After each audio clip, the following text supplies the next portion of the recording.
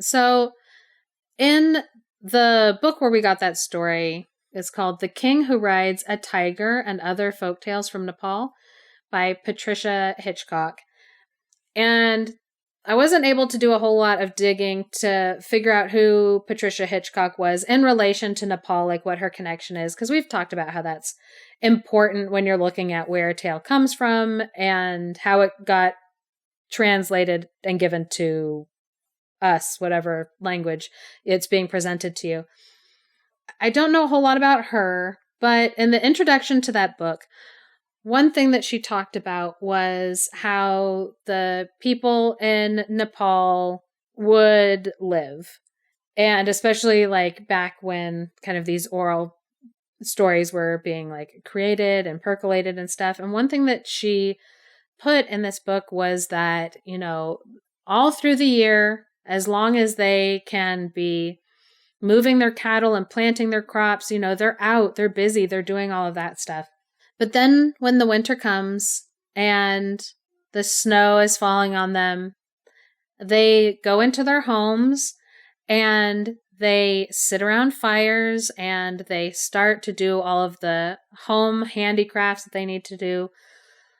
Blankets, clothing, all of that being weaved and sewed. And they sit around a fire and they would tell stories to each other.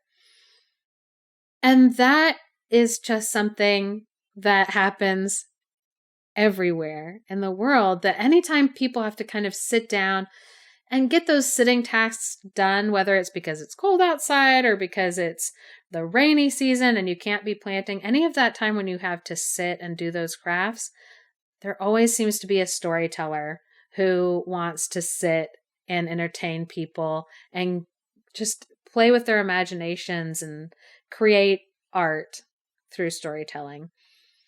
And it doesn't matter what part of the world that you are in, that is part of your cultural heritage, is storytelling.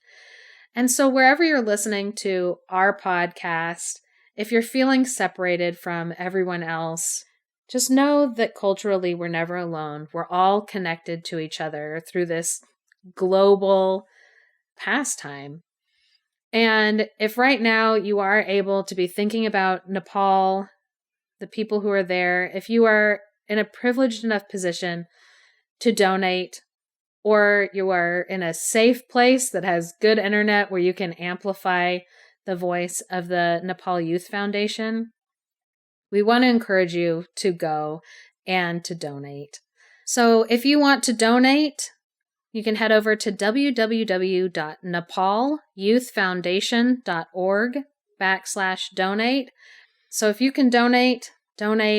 And if you don't have anything to donate, but you can raise awareness by putting the information out there on your Facebook, Instagram, Twitter, Twitch, anything that you have where you can give a shout out. Yeah, if you could share that link or donate or both, that would be fantastic and greatly appreciated.